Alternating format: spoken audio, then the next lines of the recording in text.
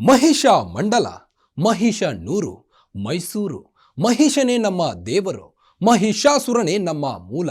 ನಮ್ಮದು ಪುರಾಣದ ಕಥೆಯಲ್ಲ, ಇದು ಇತಿಹಾಸವೇ ಹೇಳುವ ಸತ್ಯದ ಕತೆ. ನಿಮ್ಮ ದೇವಿಯನ್ನು ನೀವು ಪೂಜಿಸಿ, ನಮ್ಮ ಮಹಿಷನನ್ನು ನಾವು ಪೂಜಿಸಲು ಬಿಡಿ.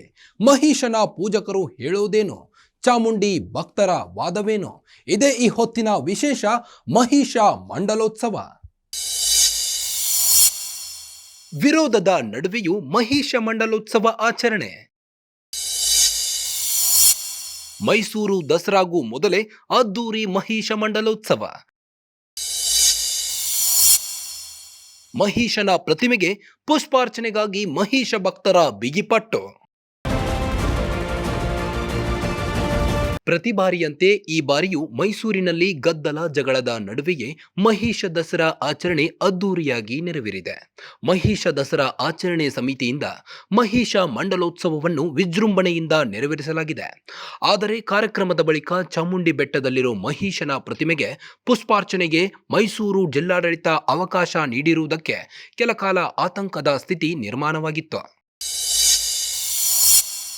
ಮಹಿಷನಿಂದಲೇ ಹುಟ್ಟಿದ್ದು ಮೈಸೂರು, ಮಹಿಷ ನೂರು.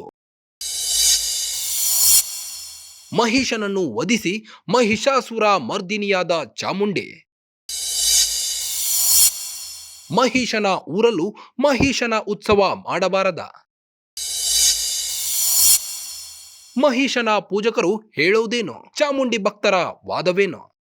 ಅರಮನೆ ನಗರಿ ಮೈಸೂರಿನಲ್ಲಿ ದಸರಾ ಸಂಭ್ರಮ ಕಳೆಗಟ್ಟುತ್ತಿರುವ ಬೆನ್ನಲ್ಲೇ ಮಹಿಷ ಮಂಡಲೋತ್ಸವ ಅಥವಾ ಮಹಿಷ ದಸರಾ ಕೂಡ ಸಾಕಷ್ಟು ಸದ್ದು ಮಾಡ್ತಿದೆ. ಕಳೆದ 10 ವರ್ಷಗಳಿಂದ ಮೈಸೂರು ದಸರಾ ವೇಳೆ ಮಹಿಷ ದಸರಾ ಆಚರಣೆ ಕೂಡ ನಡೆಯುತ್ತಾ ಬಂದಿದೆ. ಪುರಾಣದಲ್ಲಿ ಮಹಿಷ ಮಂಡಲ ಬಂದಿದೆ.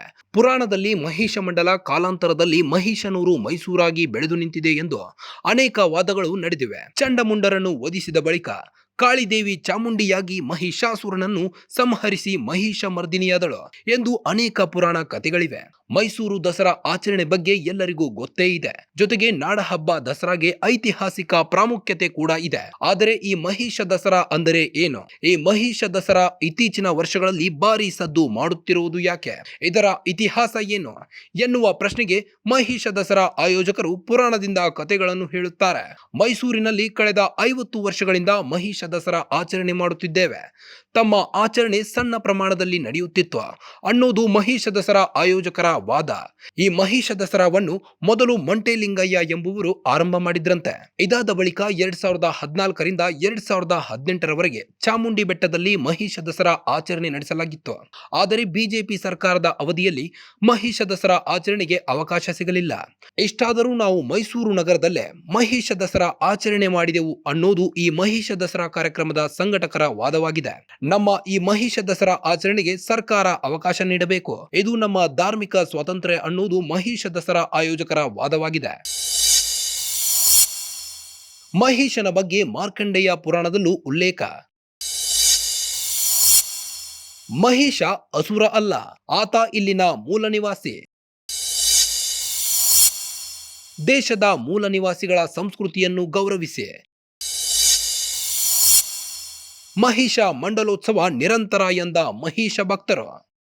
ಚಾಮುಂಡಿ ಬೆಟ್ಟದಲ್ಲಿರುವ ಮಹಿಷಾಸುರನ ಪ್ರತಿಮೆ ಎಲ್ಲರ ಗಮನ ಸೆಳೆಯುತ್ತಿದೆ. ಮಹಿಷ ಅಂದರೆ ಸಂಸ್ಕೃತದಲ್ಲಿ ಕೋಣ ಎಂದರ್ಥ. ಈತ ದೇವತೆಗಳ ವಿರುದ್ಧ ಯುದ್ಧ ಮಾಡಿದ್ದಂತೆ.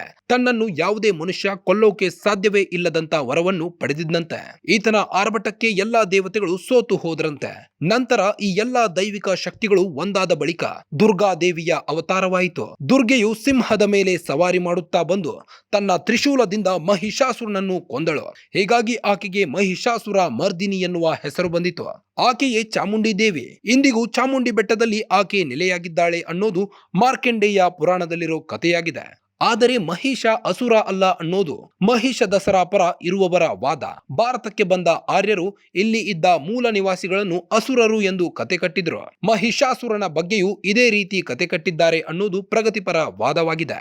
ಮಹಿಷ ಮತ್ತು ಚಾಮುಂಡಿ ಭೌಗೋಳಿಕವಾಗಿ ಎಲ್ಲೋ ಒಂದು ಕಡೆ ಹುಟ್ಟಿ ಬೆಳೆದವರಲ್ಲ, ಒಂದೇ ಕಾಲಘಟ್ಟದವರಲ್ಲ ಅನ್ನೋದು ಪ್ರಗತಿಪರರ ವಾದವಾಗಿದೆ. ಪುರಾಣಗಳು ಕಟ್ಟುಕತೆಗಳು, ಆದರೆ ಇತಿಹಾಸ ಸತ್ಯದ ಕತೆ. ನೀವು ದಸರಾ ಮಾಡಿ, ನಮಗೆ ಮಹಿಷ ದಸರಾ ಮಾಡಲು ಬಿಡಿ. ನೀವು ಚಾಮುಂಡಿ ದೇವಿಯನ್ನು ಪೂಜಿಸಿ, ನಾವು ಮಹಿಷ ದಸರಾ ಮಾಡುತ್ತೇವೆ. ಈ ದೇಶದ ಮೂಲ ನಿವಾಸಿಗಳ ಸಂಸ್ಕೃತಿಯನ್ನು ಗೌರವಿಸಿ ಎನ್ನುವುದು ಪ್ರಗತಿಪರರ ವಾದವಾಗಿದೆ. ಪುರಾಣ ಕಥೆಗಳ ಪ್ರಕಾರ ಮಹಿಷಾಸುರ ಒಬ್ಬ ರಾಕ್ಷಸ. ಎಂತಹ ರಾಕ್ಷಸನನ್ನು ಪೂಜೆ ಮಾಡುವುದು ಏಕೆ ಅನ್ನೋದು ಚಾಮುಂಡಿ ದೇವಿ ಭಕ್ತರ ಪ್ರಶ್ನೆಯಾಗಿದೆ. ಮಹಿಷ ದಸರಾ ಆಚರಣೆ ಮಾಡುವುದು ಚಾಮುಂಡಿ ತಾಯಿಗೆ ಮಾಡುವ ಅವಮಾನ. ಮಹಿಷಾಸುರ ಯಾವಾಗ ಮೂಲ ನಿವಾಸಿಗಳ ದೇವರಾಗಿದ್ದ ಅನ್ನೋದು ಚಾಮುಂಡೇಶ್ವರಿ ಭಕ್ತರ ವಾದವಾಗಿದೆ. ಒಟ್ಟಿನಲ್ಲಿ ಬೆಟ್ಟದ ತಾಯಿ ಚಾಮುಂಡೇಶ್ವರಿ ಭಕ್ತರ ವಿರೋಧದ ನಡುವೆಯೂ ಮೈಸೂರಿನಲ್ಲಿ ಮಹಿಷ ದಸರಾ ನೆರವೇರಿದೆ. ನಮ್ಮ ಸಂವಿಧಾನ ಎಲ್ಲರಿಗೂ ಧಾರ್ಮಿಕ ಸ್ವಾತಂತ್ರ್ಯ ನೀಡಿದೆ.